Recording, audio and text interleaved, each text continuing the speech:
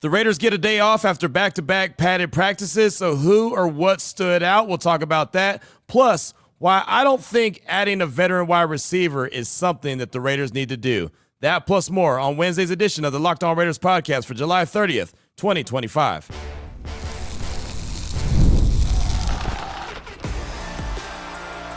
You are Locked On Raiders, your daily Las Vegas Raiders podcast. Part of the Locked On Podcast Network, your team every day. And welcome in, Raider Nation, to another edition of the Locked On Raiders podcast. Thank you so much for making the show your first listen of the day. Definitely appreciate you if you're catching the show wherever you find your favorite podcast, or you're checking us out by way of the YouTube page. You know we appreciate both. Show continues to grow each and every day because of your consistent support and the great job that my man Ari does behind the scenes each and every day, making sure we look good and sound good. So we definitely appreciate him. We shout him out. He's on Twitter at Ari Produces. You can hit me up as well at your boy Q254. And we got the Locked On Raider podcast voicemail line for you at 707-654-4693. And as you can imagine, a lot of feedback, a lot of good stuff to talk about, a lot of good calls, a lot of good texts. We'll try to get as many in as possible as we close out the show. Segment number 3 of today's Locked On Raiders podcast. Segment number 2, want to talk about the wide receiver room and why I do not think the Raiders need to add a veteran wide receiver. And really, they did something in 2024 that only one other team in the league could say that they did. We'll break that down in segment number 2 of today's Locked On Raiders podcast. Here in segment number 1, news and notes of the day. And we'll just go ahead and jump right into it. On Tuesday, the Raiders had their second padded practice back-to-back following Monday's practice. The only difference is this one was indoors. And I was actually kind of surprised that they were fully padded indoors, but they were. And they had a lot of competition like they always do. They continue to mix and match when it comes to personnel. JPJ, after running with the ones on Monday, ran with the twos on Tuesday. DK Richardson, after running with the twos on Monday, he ran with the ones on Monday. So they're continuing to switch and mix and match all these different players, competing, something that Pete Carroll talks about all the time. As a matter of fact, following practice, we had an opportunity to catch up with Pete Carroll. We talked to Adam Butler. We talked to Jonah Laulu. We talked to Devin White. We also talked to Malcolm Kuntz. One of the best sessions that we've ever had when it comes to post-practice media sessions. But just speaking of the competition that's going on, here's Pete Carroll. He was asked about the competition between Jordan Meredith at the center spot and Jackson Powers-Johnson, and then also talked about the running back room and how he's pretty pleased with that as well. Check it out. First off, it just goes right to the heart of everything. It's always competing. These guys are battling for their playing time, and they're battling. It's a good battle. You asked about Jordan specifically. He's done well. He played really efficiently last year. His numbers and his consistency really showed up, even though he didn't seem right as a regular all the time. So he just opened our eyes in the offseason studies, and so we're just giving him a shot. JPJ's working his tail off, and both those guys are battling. So it just makes us better. And they're not the only two. There's battles across the board, but that's one that that jumps out at you. Sticking with those battles, could you please talk about Sincere and Zamir and their battling? Yeah, I'm really happy with the running back group. It's the variety of the styles of the guys. I love that we have different kind of makeups of guys. Zamir kind of stands alone. He's biggest, strongest of the group, and he really runs tough. It's all over the film from his past. He's running at guys. He's attacking downhill, and I love that he brings that to us. Sincere, who didn't get a lot of playtime last year, did really well when he did, and he's shown he's got a real knack. He's got really, really good quick feet that are real natural to the position, and he makes guys miss. And so right now it's just keep giving them the ball, and we'll just keep logging plays and reps, and we'll figure it out. But we're real happy with the spot. I also, just to say something about Ashton, he's had a couple great days now. He's done a little bit of everything. Ran tough, caught the ball well, looked elusive and fast and explosive. So it just makes the position group really exciting. And we don't have Raheem here. They're having baby right now, and so we're giving them all that freedom to do that well. And but he's been in it too, so it's a good group. There's Pete Carroll talking about the offensive line, and you heard what he said. There's competition everywhere, but obviously Jordan Meredith and JPJ, that's what stands out to everyone the most. So we're always paying attention to that. We're going to continue to see what they do day in and day out, and this should be no surprise. Everything that is given to these players is not necessarily given. It's going to be earned. Pete Carroll would have it no other way. I think that the Raiders are going to have some tough decisions in the running back room. You heard what Pete Carroll had to say. We know Ashton Genty, he's locked in as a starter. Raheem Mostert, I believe he's going to be the number 2. But who's the number 3? And how many running backs are they going to carry? Sincere McCormick looked really good. Really, really good. I mean, he looks like that guy. Zamir Wright, you heard what Pete Carroll said. He looks like that guy as well. After slimming down, he's not as muscly as he was in 2024. I actually think he overbulked in 2024, so he cut a little bit of that muscle. He looks fast. He's quick. I mean, there's a lot to like about that running back room right now. And then Dylan Lobby's there too. So where does he get in, right? And so it's interesting to see the different competitions that they're having. The cornerback room is obviously one that I'm paying attention to. We've seen Jacorian Bennett run with the 2s. We've seen Jacorian Bennett run with the 3s. And he ran with a lot of the 3s on Tuesday. We saw him get into it with Justin Shorter. Justin Shorter's fighting for a position on the offense, and they were going up against each other, and JB tackled Shorter, and then when JB tried to get up, Shorter gave him an extra push, and JB didn't like it, and it looked like a cheap shot from Shorter. And I'll tell you what, man, all the defense, they came to JB's defense, man. It happened kind of right in front of them, and they all came screaming off the sideline. It was a pretty interesting little back and forth for a while, because you could tell that these players got heated over that situation. But that's how it is when you're practicing against each other, right? At some point, you're ready to stop practicing against guys that are wearing the same jerseys and start practicing against guys that aren't, or playing against guys that aren't. Of course, they have their first preseason game coming up next week against Seattle, and then they have a joint practice ahead of the preseason game number 2 with the 49ers. That's coming up on August 14th, so that's something to pay attention to. But the competition continues on. You heard Pete Carroll. I mean, he says it with a smile on his face. He loves every minute of it. Iron sharpens iron. As I mentioned, though, on Tuesday, we had an opportunity to catch up with a lot of really good guys to talk to, and they had a lot of really good messages to speak on following practice, including what Adam Butler had to say. When he was asked about the Christian Wilkins situation, he really didn't want to really speak on that too much outside of they moved on, but the message that he relayed following that I thought was fantastic. Here's Adam Butler. Check him out. Yeah, we pretty much just kind of moved on from the situation. I really don't want to comment further on it. But I will say that, whatever you're going through as a person, athlete, non-athlete, whoever, whatever your struggle is, if you got something going on in life, just, talk to somebody. Get some therapy. Whatever your deal is your deal. Somebody out there in this world full of billions of people is willing to listen. They're willing to listen, hear you out, and help you work through whatever you need to work through. But don't make any hasty decisions to get help. Adam Butler, a guy that was tasked with stepping up in a major way when Christian Wilkins went down last year. After 5 games, he did that. It's funny, going into the year, I remember being in Costa Mesa, and Adam Butler said he's got a lot to prove last year. He wanted to show that he could be a 3-down guy, not just a guy on 3rd down that gets after the quarterback. He did that, right? He earned that contract extension he received in the offseason because of Wilkins going down. He said, I came into camp pissed off. And then he said, you know what, I'm still a little pissed off. So that's good. I think Adam Butler with a chip on his shoulder is great. Not to mention, he's a big-time leader in that locker room. Got a lot of respect for Adam Butler. When the Raiders needed a leader really badly in 24, he stepped up and was that guy. Spoke to the team multiple times, talked about what are you willing to do for your brother. And he's just that guy. He's calm. He's chill. He speaks kind of slowly so you hear him and understand him. He's an A1 dude, and he's the kind of guy that you want to have in your locker room. So when Adam Butler speaks, everyone's listening. I think what he said at the end when he's talking about whatever you're going through, and I love the fact that he's talking to everybody, right? He's not talking to just players, teammates, none of that. He's talking to everybody. If you're going through something, don't hesitate to talk to someone. There's someone out there that's willing to listen. And that's the biggest key, man. I say it all the time. The best talker is the best listener. And sometimes you just need to be a listener. Sometimes you just need to listen and hear what somebody's going through. I don't know who exactly he was sending that message to. Some have said it was Christian Wilkins. Some could be saying it's other teammates in the locker room. And others could just be in general. He's speaking that to Raider Nation and anyone willing to listen. But I thought that was a good message that Adam Butler said on Tuesday at the end of his press conference following practice. But it got better from that.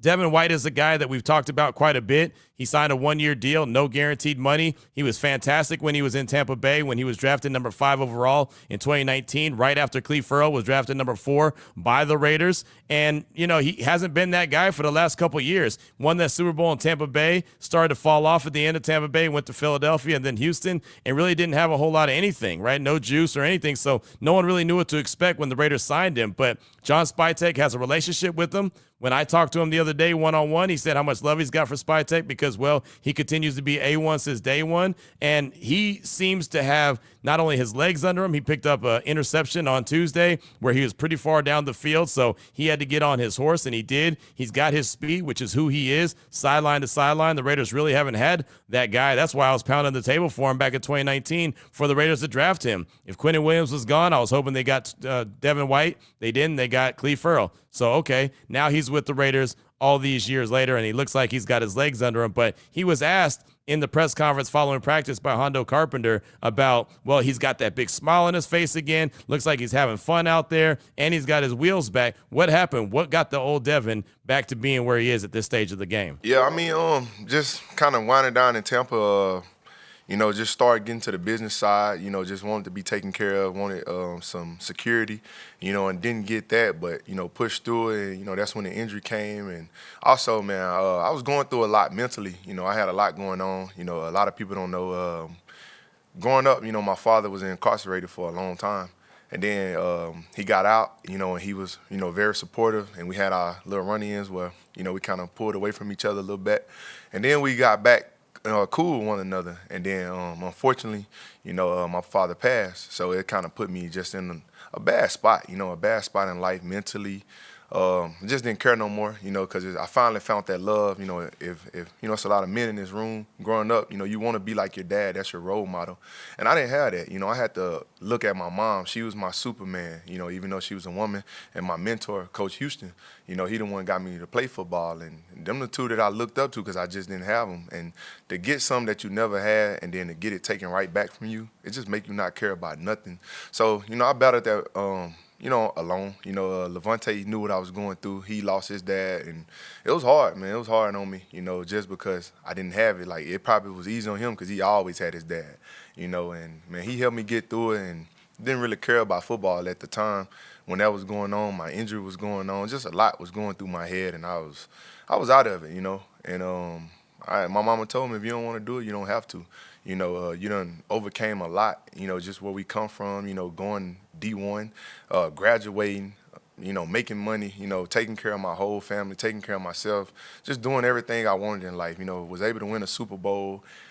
And she was like, you can give up, and when she said that, that just lit a fire under me, like, give up, like, that ain't me, that never been me. And I don't want to feel sorry for myself, I just want to go out there and I want to just get back to having fun. And, I just pray a lot, man. I get into my word a lot, and I think just, that was my time to get closer to God, for whatever reasons that it had to happen like that, it did. I'm thankful, and, I'm vulnerable, and I reach out to people. I talk to a lot of people. I went to counseling and everything, and I'm just happy to be back here. I'm back smiling, and, I know I got a greater purpose in life. Really could appreciate Devin White opening up and saying, what got him back to where he was and where he was at the end of his career at Tampa Bay, and even the last couple seasons when he was in Philly and Houston, where he just wasn't in a good spot. Really, he didn't really care about football, right? He tells the story of his pops. And, I just, for him to be able to open up and have no problem opening up and speaking on his, on what was going on with him and his life and the message that his mom gave him. Hey, if you want to give up, you can.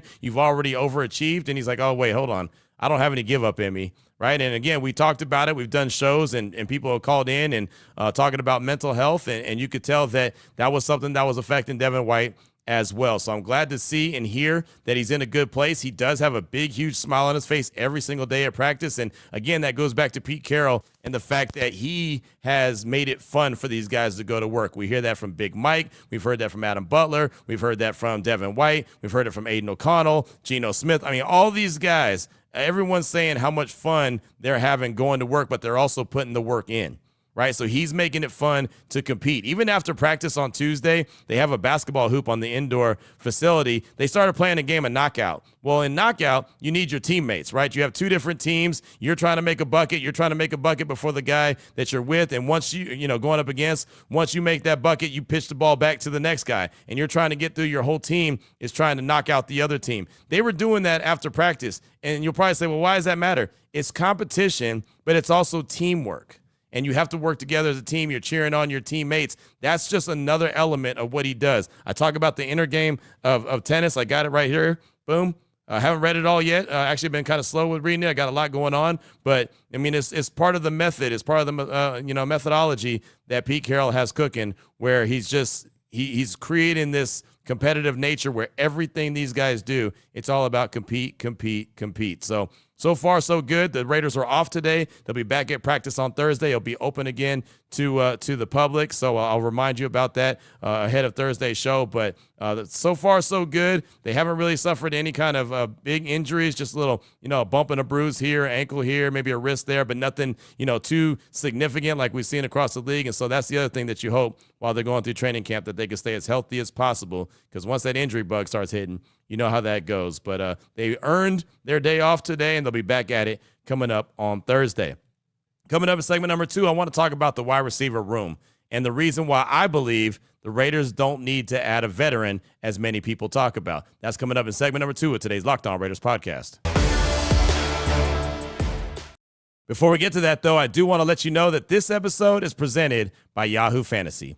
Fantasy football's back. Fire up the group chat, get your draft board ready, and buckle up for a season filled with breakouts, busts, and all the overreactions that we live for. It's all going down on Yahoo Fantasy. Many shows are playing on Yahoo Fantasy, and you should too, whether you're a first-timer or a veteran making your millionth league. Yahoo Fantasy has been going on for years. It's smooth. The draft day experience is super, super easy, and it's fun to get through. And again, when you're doing Yahoo for a while, they've got the easy setup. They got the great mobile app. The Smack Talk is just real cool on the message boards, because we all like a little bit of smack talk, right? To celebrate 28 years of fantasy greatness, Yahoo Fantasy is dropping 28 big new features over 28 days, giving you more ways to play, more ways to draft, and more ways to win. And it all begins August 4th. That's coming up quick, fast, and in a hurry. Stay tuned and get started by creating or joining a Yahoo Fantasy Football League at yahoofantasy.com/LockedOnNFL. That's yahoofantasy.com/LockedOnNFL, and make this fantasy season the best one yet.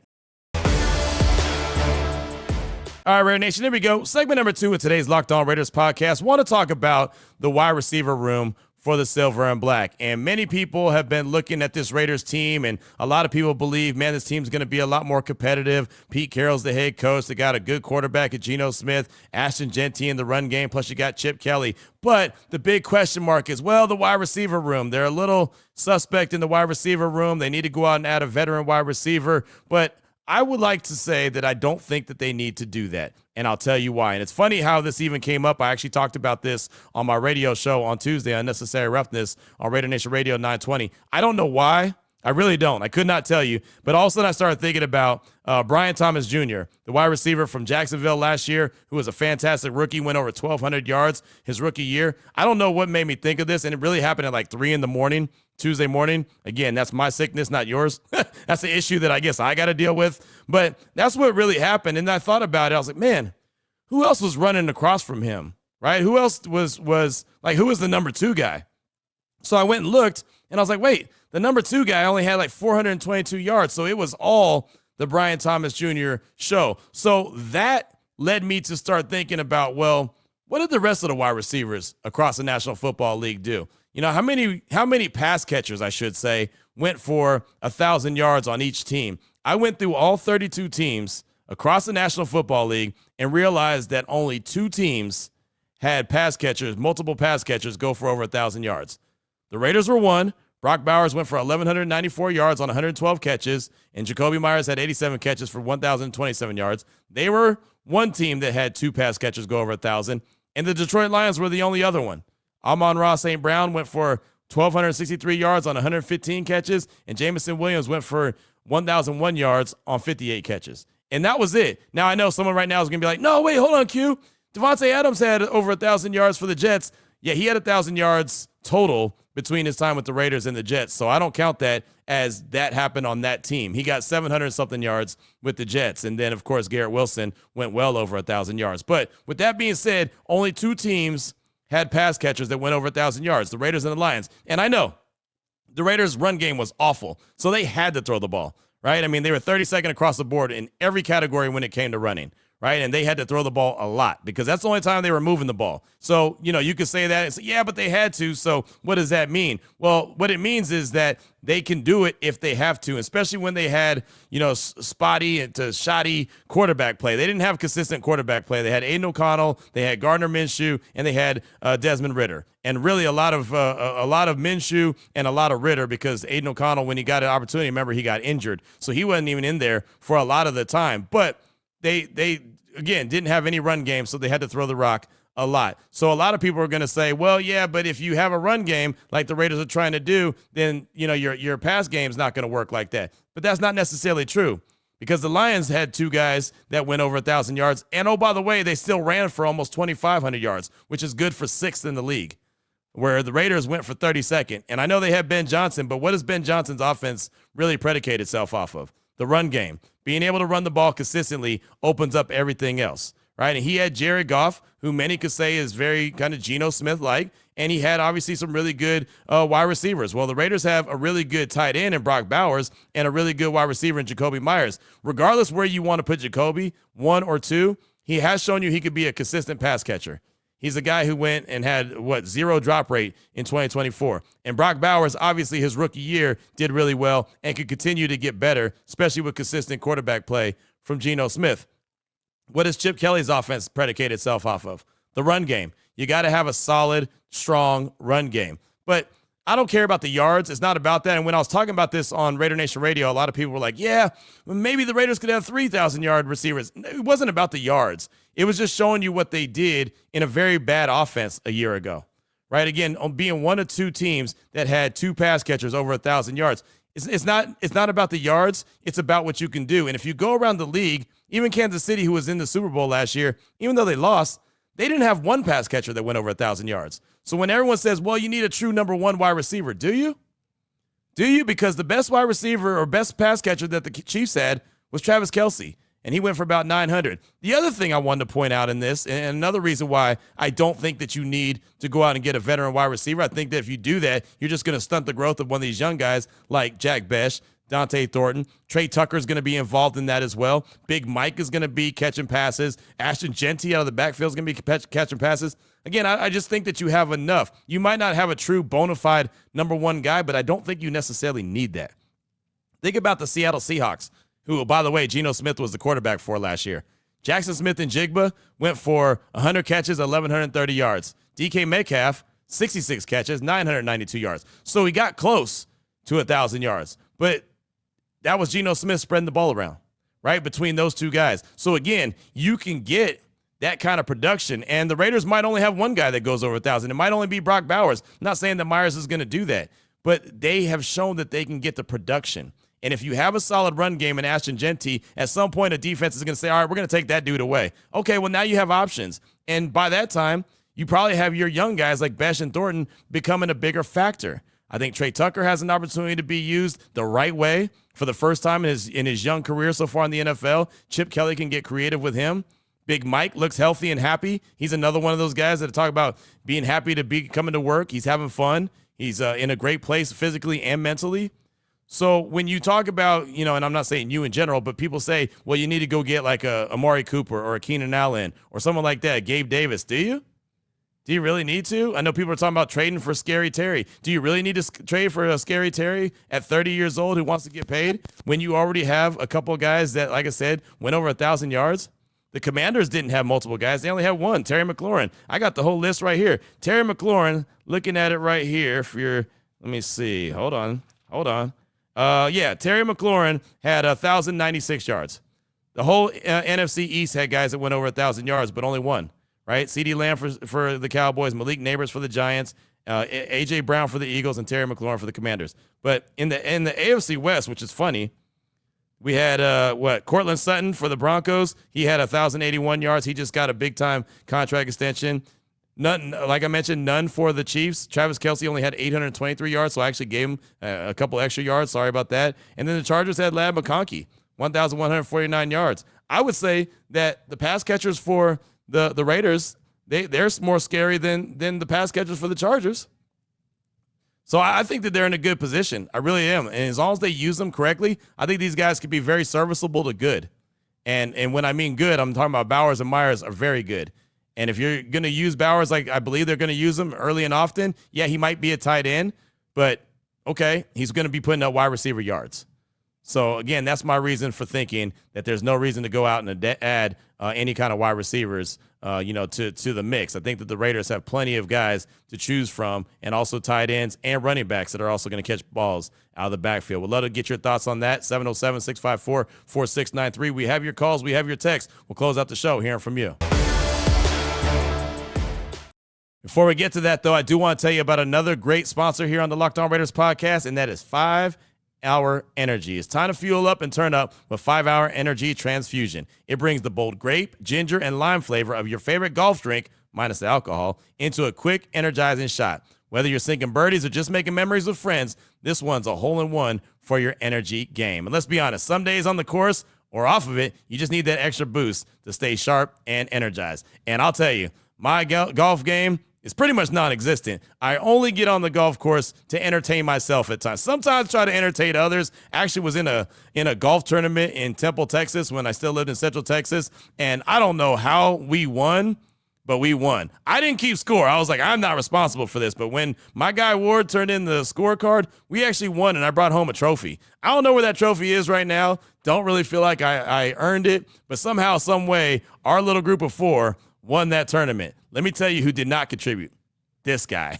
I contributed with the laughs and the music. That's what I was in charge of, and that was all. But you know golf, it's all about good times with good people and good flavors, of course. The grape, ginger, lime flavor gives you the best part of your clubhouse go-to without chasing down the beverage cart. So if you go to 5hourenergy.com today, that's the number 5hourenergy.com, you can use the promo code LOCKEDONGOLF to receive 20% off your order. This offer is only valid until September 30th on one order and cannot be used with other promotions. The code is not good on subscription orders. Whether you're meeting up with friends or trying to turn 18 holes into 36, get the energizing boost you need to power through. Order transfusion flavored 5-Hour Energy shots. Do it today.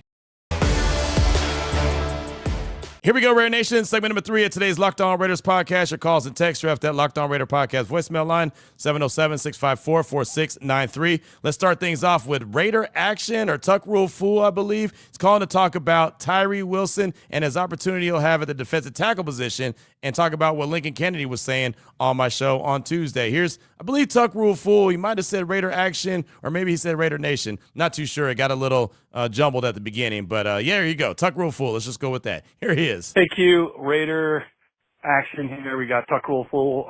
Just listen to you guys leave the link talking about Tyree Wilson, and I guess I'm a little surprised that people are acting surprised. I mean, Tyree Wilson, the only time he's been productive and the only time I've been like, wow, this guy looks good, is when he's been at defensive tackle. So I'm a little confused. I don't know, confused is the right word, but like it seems like he has thrived in that position. And maybe because, you know, the big guys in there can't react to, you know, a quick guy that's strong like that. But I don't know. With Wilkins gone, this seems like a no-brainer almost. Now, he's not the right size. I don't know. Jones isn't, like you said, Lick was saying, Jones is tall, pretty lean, and it's all about athleticism now. If you commit to the run, you can stop the run. And he's just got to be, you know, look at his keys and figure stuff out. But I'm actually excited about this. I think that he could be a key cog in the middle there. And as I said, I haven't seen him look good other than as defensive tackle. I don't remember being impressed with him any time on the outside. I would definitely bet that he has been more productive from the inside. So this could be a good thing. And like Pete says, competition, get your opportunity and go for it. All right. Tuck Rule Fool out. Thanks so much for the call. Appreciate you. And yeah, I don't think that Link was questioning him at all. You know, matter of fact, if anyone's questioning him, it was me, and that's only because of the body type, right? I don't think that he can play that position consistently. At least that's what I was presenting to Lincoln. But, you know, Link and others, including yourself, bring up a good point about how the position has evolved. And so if he could take advantage of that, use his extreme length, that could be a really good thing for the Raiders defense. And you know, again, we remember the NASCAR package from the Giants that won the Super Bowl back in the day. That's how I envision him. But if he can be out there more consistently, and it sounds like he's willing to do that, at least that's what it sounded like when he talked to us following practice, I'm all here for it. The good thing is, what I think is most impressive is that he's willing to do it and he's eager to do it. So that's half the battle, is getting the want to. Tyree Wilson definitely has the want to. So thanks so much for the call. Definitely appreciate you. Up next, got a text from Slander Season on Twitter. It says, hey, Q, Slander Season on Twitter. Just wanted to see if maybe you can give a fellow fan, Derek Evans, some love on Raider Nation's behalf. Us fans don't always agree as a fan base of this team, but we're still family. He lost his mother today after a long fight in and out of the hospital this year. Wanted to know that him, his mother, and his older brother who passed in 2014 are definitely in our thoughts. That's from Slander Season on Twitter. And, yeah, actually, I saw that tweet from Derek Evans, and so definitely all prayers are out to him and his family, and I can only imagine how that feels. So, yeah, no doubt that's what we do here on the show. Raider Nation comes together, and, you know, people are going through things in time of need. We definitely want to put any kind of indifference that we may have to the side and be there for our fellow brother and fellow sister. So, yeah, no doubt about that. Slander Season, thanks for the text. And, Derek, you know, hopefully everything is okay, but prayers and thoughts are definitely with you and your family. Thanks so much, Slander Season, for the text. Up next, got a call from ABA Ivan Davis calling to talk about the Christian Wilkins situation, different videos and stuff that are out that involve him. Here he is, ABA Ivan Davis. What's up, Q? This is ABA Ivan Davis. Just wanted to chime in. I don't get too many more opportunities now to listen to the show anymore. They got me super, super busy. And I got a couple of other major projects I'm working on, but I do still listen to the show. But I want to chime in on this Christian Wilkerson thing. Arrington, I can't think of his name, played with the Washington Redskins, but he's on 95.7 the game from 3 a.m. to 5 a.m. out in the Pacific. Okay, he's been talking a lot about Christian Wilkerson. There's like videos of what happened. The kiss in the head, there's more than that, the tickling of the feet. There's video of him grabbing Josh Allen's nuts, okay, in the huddle. I mean, this video, they've talked about this for 2 days. There's evidence to this, okay. His championship, when they won a national championship, him sitting on the ground, lifting his legs back. Well, I'm not going to get into too details about that, but you can imagine, right? You know, somebody lifting their legs back, laid back, holding their legs back. You can imagine what that's about. I'm just going to put it like that. He's always been a little zesty is what they said. So I'm not going to, you know, what you do with your life is your business in private, but the locker room is sacred. Okay, certain things, I mean, jokes can be had, but there are certain things that are not funny. Okay, so I'm wondering, was it really a kiss in the head, or are they just saying it like that? Okay, to hide it. I mean, based on what Arrington is saying, I think it was something different. I'm just gonna put it like that. But there's no evidence to that, so I'm like you. I'm not gonna accuse until the evidence come out and the facts come out that verify it. And so, but there's a history with this guy. Oh, and as far as the offense and defense, okay, the way you can tell if it's going to be a championship team is that the offense wins one day and the defense wins the next, and that's exactly what's happening. So that means you got two great coordinators that are making plays. And so this is how a championship team is won. Okay, neither side should dominate. And if that continues, then you know you're going to have a solid team. Now, I don't know how that's going to go during the season, but we'll see. My 3 minutes is about up. I got about 5 seconds, so go Raiders. ABA, thanks for the call. Appreciate you. And I get it, man, that you're working and you got stuff to do, but you can't listen to the show that much? What's going on, man? That's unacceptable. No, I'm kidding. I'm joking.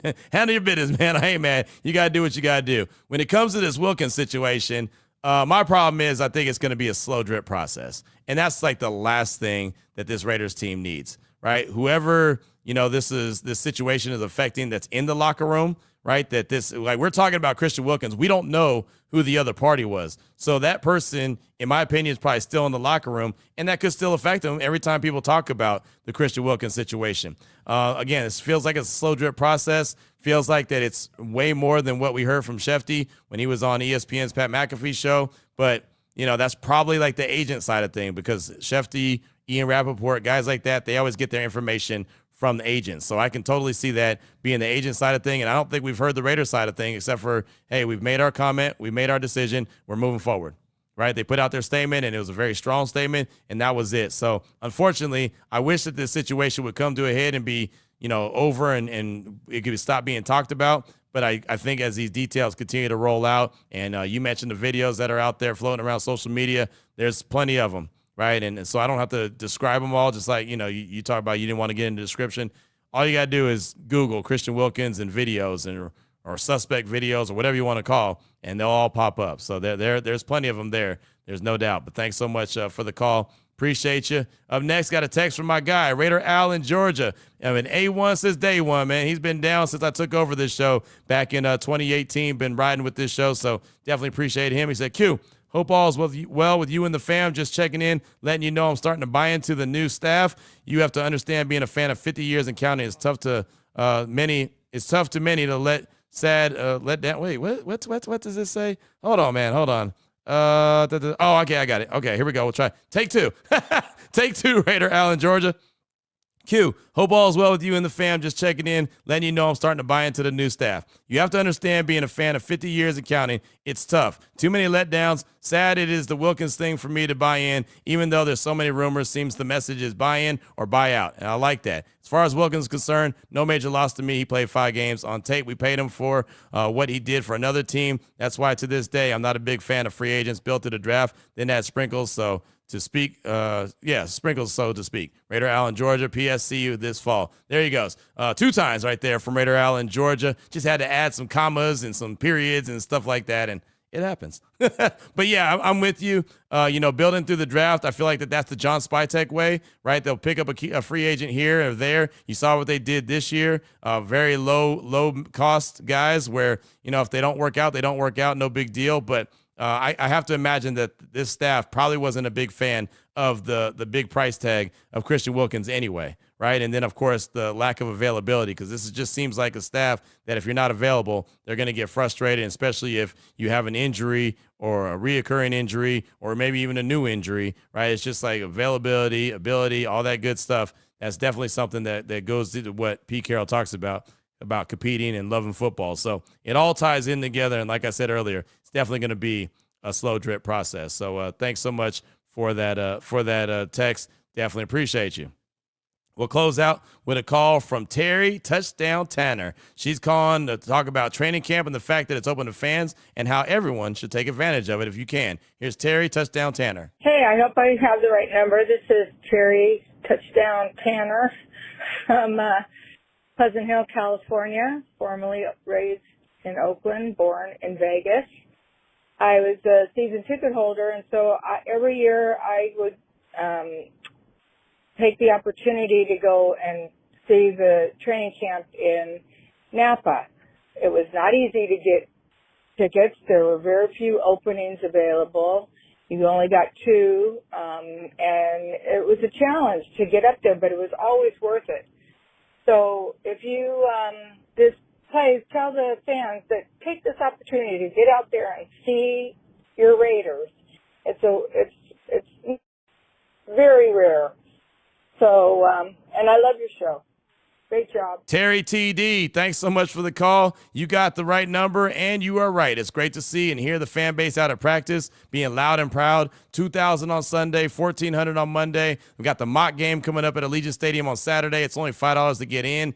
So that's going to be a lot of fun. Plus, there's multiple dates that are coming up as well that are also going to be free at the at Intermountain Health Performance Center to get in there and check out practice as well. So, yeah, it's exciting that Pete Carroll and company want to have the fans there. It's about time that a lot of fans were able to see their team. And in Costa Mesa last year, there wasn't that chance because the Chargers and the Rams, they own the territorial rights. So that kind of stunk. But, yeah, I really am enjoying seeing and hearing so many Raider Nation out there at the practice facility yelling and getting pumped up to see their team. And I know the players enjoy it as well. So that's all I got time for on today's show. Got a text from Cornhusker Raider, call from Philly Bob's, a text from Miller and Chico, Dalton and KC, and Burt in the Bay. Yeah, all that. Got that coming up tomorrow. Today is an off day. You'll hear the conversation that I had with Sincere McCormick following practice on Tuesday. Didn't get a chance to get it on the show, but we'll do that coming up tomorrow. And of course, start to talk about what we're looking forward to heading into the weekend. Thursday's practice, Friday's practice, and, of course, on Saturday when they have the mock game at Allegiant Stadium. I'm on Joe and Q today, right? We only have a handful of shows left. Matter of fact, after today, I think it's only 3 more. So, 9 a.m. to noon Pacific time, ESPN National. Depending on what time you're listening to this, maybe the show's going on, maybe it's about to start, or maybe it's over. But just got a handful of these shows. Today, me and Joe Fortenbaugh actually get together again, so that's going to be fun. So if you get a chance, definitely tune in, and we'll have our next Raider Squad show here, part of the Locked On Podcast Network. We'll do that on Thursday as well. Chantel Chan, Lincoln Kennedy, and myself. That's at 7:30 a.m. Pacific time. So, all that's coming up or going on right now. And, of course, we'll be back tomorrow here on the Locked On Raiders podcast. So, until then, Raider Nation, take care of yourself, take care of your family, love on your family. More importantly, and always, just win, baby.